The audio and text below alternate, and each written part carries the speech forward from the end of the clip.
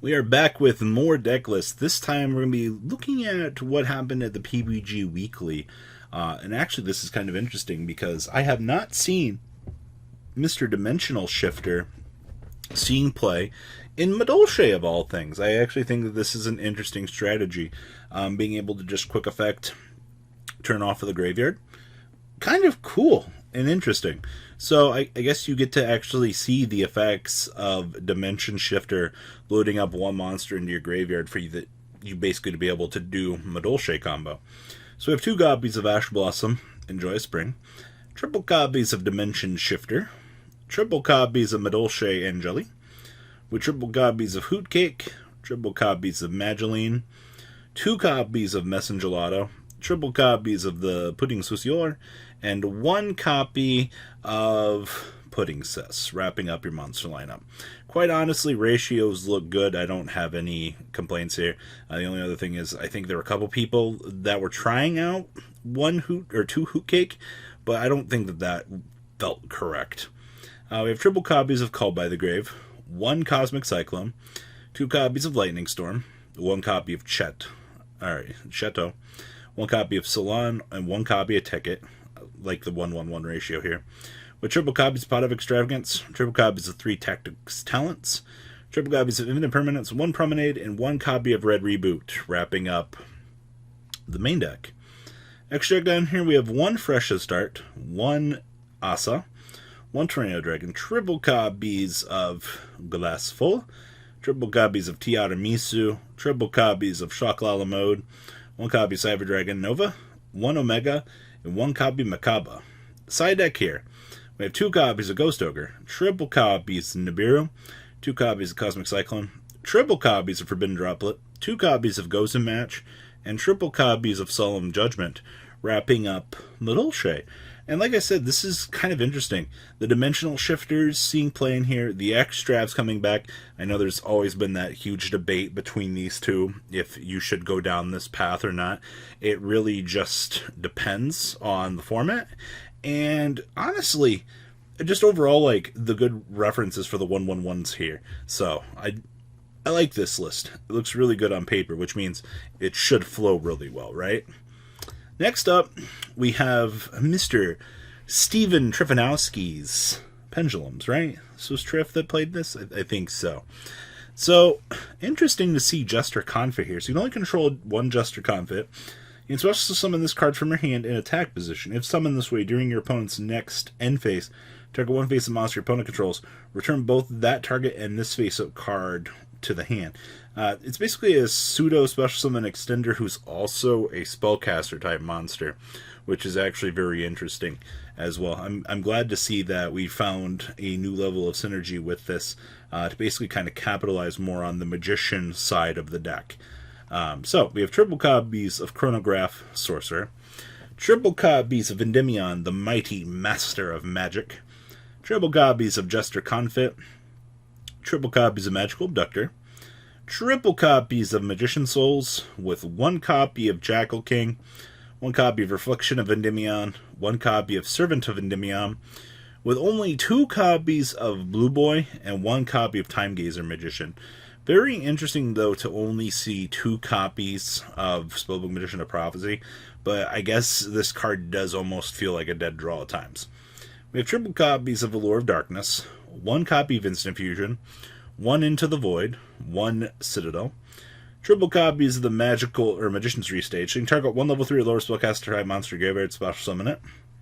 Hey, look, requirements.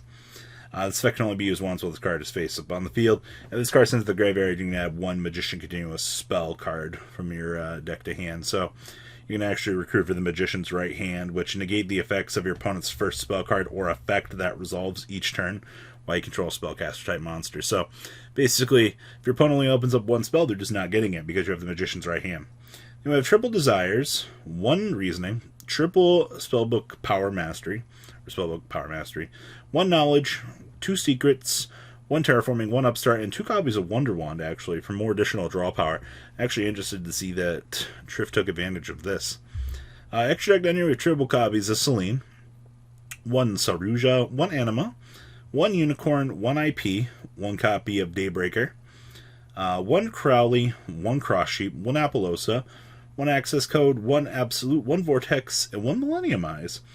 And then down here in the side deck, we have 1 Pankratops, 2 Sphere Mode, 1 Ints, 1 copy of Fossil Warrior. So we're actually taking advantage of this. So you can banish this card from a graveyard, target 1 monster on the field, and destroy it. So basically it's another Ints target for double pops.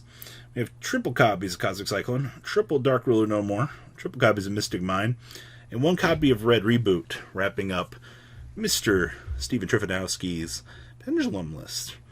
Next up, we have Zombies. Now, this is a little bit different than your standard Golden Lord shenanigans.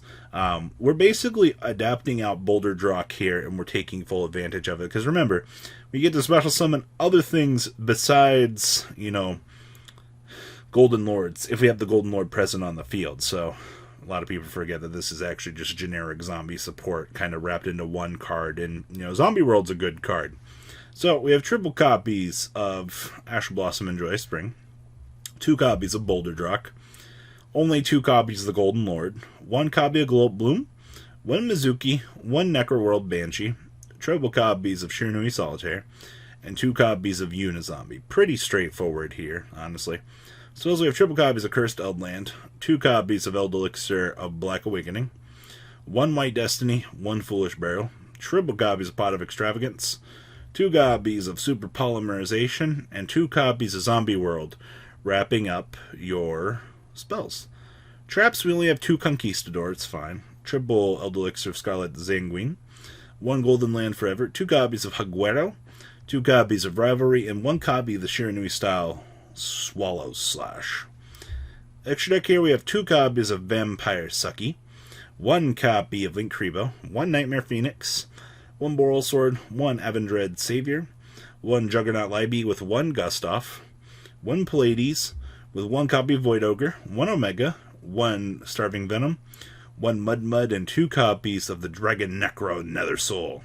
Side deck here, we have triple copies of Nibiru, 2 copies of Dark Ruler No More, 2 copies of the Droplets, triple copies of Lightning Storm, 2 copies of Evenly Matched, and triple copies of Summon Limit, wrapping up Control Zombie, I think is the best way to say this. We have the Super Polys built in to take advantage of converting everything on the field to our generic Super Poly target. And then you have Boulder Drock interruptions. It's basically what the deck always aims to do, and it's not like you can't softlock your opponent with Rivalry Zombie World. So enjoy not being able to play the game once these 2 cards are on the field. It's one of the dumbest softlocks in the game, honestly. And last but not least here, we have Thunder Dragons with Dinosaurs? Interesting. So out of the PPG, we have 1 Animador at Archosaur, 1 Bigfoot, triple copies of Mothman, 1 Nessie, 1 Jackalope, 1 Tsuchinoko, and 1 Pankratops. With 1 Doggoram, 1 Giant Rex, 1 Jurak Titano, cannot be special summoned, cannot be targeted by trap or monster effects. Once you banish another Jurak monster with 3,000 less attack from your graveyard, current gains 1,000 attack. This is just a cannot be targeted by trap or monster effects. It's pretty good.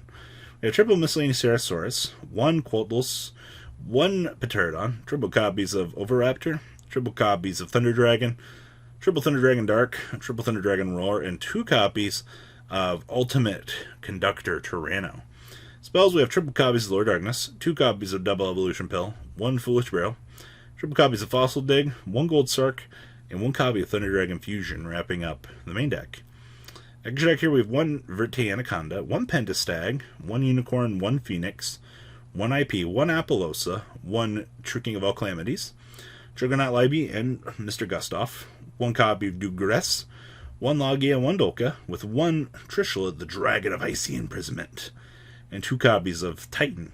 Side deck here, we have triple copies of Seer Mode, 1 copy of Cosmic, triple Dark World No More, triple Lightning Storm, 2 copies of Twin Twisters, and triple copies of Infinite Permanence, wrapping up your PPG deck list from the weekend. Not bad. So what do you guys think about these decks? Please, leave a comment down there. Tell me what you guys think about these lists. And well, guys, I'll see you guys on the flip side. Peace out. Thank you, patrons, for making the ride never truly end. Without you guys' support, well, I would probably be doing Truffle Shuffle videos for a living. Guys, please check out VanCall40 for all of your Cardfight Vanguard content brought to you by MCall40. And if you are looking to pick up singles, check out mcallgames.com for your trading card game needs. Thanks for watching, everybody.